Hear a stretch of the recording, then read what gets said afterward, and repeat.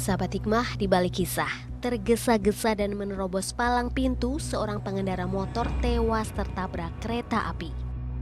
Inilah rekaman detik-detik sepeda motor yang tertabrak kereta api di pintu perlintasan kereta Jalan Tuparev, Karawang, Jawa Barat.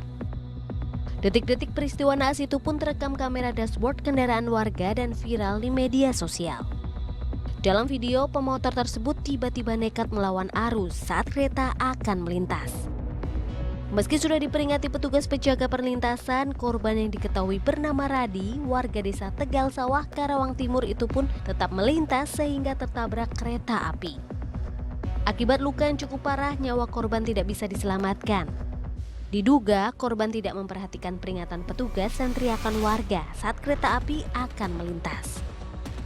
Kasus kecelakaan ini pun langsung ditangani Satreskrim Polres Karawang, Jawa Barat dengan barang bukti sepeda motor dan memeriksa 2 saksi.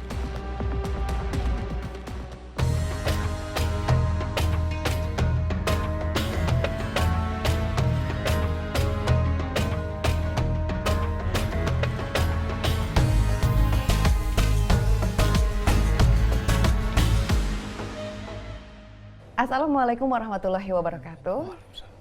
Alhamdulillah pagi ini kita jumpa lagi sahabat hikmah bersama saya Rahmah Hayuning dia. Dan senang sekali sudah ada Ustadz Wijayanto bersama kita. Alhamdulillah Pak Ustadz sehat ya Pak Ustadz ya. Alhamdulillah orang Islam harus selalu menjaga kesehatan. Ya. Nah makanya orang itu dianjurkan Allahumma inna nas'aluka salamatan fidin wa afiatan fil jasad. Orang itu kalau sudah punya agama minta sehat. Karena kalau nggak sehat nggak bisa melaksanakan agama dengan sempurna. Nah yang ini nih Ustadz yang akan kita bahas hari ini Ustadz ya. Alhamdulillah dikasih sehat, sayangnya dia melakukan aktivitasnya terburu-buru. Nah, kayak contohnya tadi, betul. Entah sedang mengejar apa, akhirnya jadi tertimpa musibah. Nah, banyak sekali hal-hal buruk menimpa manusia karena tergesa-gesa. Ini gimana Ustadz? Ya, pertama bahwa Islam itu mengajarkan pada Islam itu artinya selamat. Islam itu artinya damai. Maka orang Islam harus mengutamakan keselamatan, jaga keselamatan, keselamatan untuk dirinya maupun orang lain. Orang Islam adalah orang yang orang lain selamat dari perbuatannya.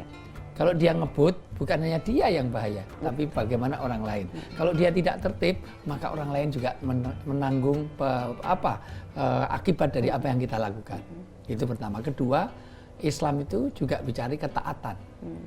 Makanya sebelum orang itu diajari tentang keimanan, yang penting taat dulu. Dulu, sejak zaman Nabi terdahulu, beragama itu yang dipentingkan adalah unsur taat. Taat pada peraturan, taat pada pajak, taat kepada apapun. Karena inti keselamatan kita pada ketaatan. Aturan itu dibuat tasarruful imam ala royati manutun bil maslahah. Setiap aturan yang dibuat baik di negara ini maupun di semua komunitas adalah untuk kemaslahatan kita bersama. Kenapa kok dibikin marka jalan? Kenapa kok ini harus ada alarm, mau ada palang pintu? Supaya apa? Palang pintu kereta supaya orang itu selamat. Dan itu dibikin aturan bersama. Bagaimana kalau dunia ini nggak ada aturan? Negara ini mohon maaf sudah bikin aturan banyak dilanggar, maka rusaknya negara karena tidak ada ketaatan. Aturan tentang keuangan supaya nggak ada korupsi, aturan lalu lintas supaya nggak ada kecelakaan sebagaimana tadi. Nah, dari sisi ini maka membangun ketaatan. Dulu Nabi Ibrahim itu diajari ketaatan dari mulai lama nggak punya anak supaya dia taat sampai berdoa Robbi habli minas sholihin. Akhirnya ketaatan itu berbuah, istrinya hamil. Hamil pun suruh ninggal pergi supaya taat gitu. Untung yang jadi istrinya Nabi Ibrahim adalah Hajar. Kalau yang jadi istrinya Ibrahim itu Rahma, dasar laki-laki nggak tanggung jawab, menghamili, ditinggal pergi segala macam. Pergi bukan sehari 2 hari, pergi selama 13 tahun, pulang. Anaknya yang tadi lahir nggak ditungguin sudah besar, suruh nyembelih. Bayangkan. Satu, untung Nabi Ibrahim punya sifat taat. Disembelih betul, dia nggak protes pada malaikat. Ini salah ketik nih, mosok lama nggak punya anak, anak suruh nyembelih. Salah ketik, typo. Iya. Dan yang kedua, Ismail, taatnya luar biasa. Iya. Anak bisa taat kepada orang tua itu luar biasa. Ini mohon maaf, belajar dari tadi ya, hikmahnya supaya pentingnya kita taat. Taat itu menyelamatkan dunia sampai akhirat. Keluarga, kenapa yang saya contohkan Nabi Ibrahim? Karena Nabi Ibrahim itu seluruh keluarganya selamat dunia sampai akhirat.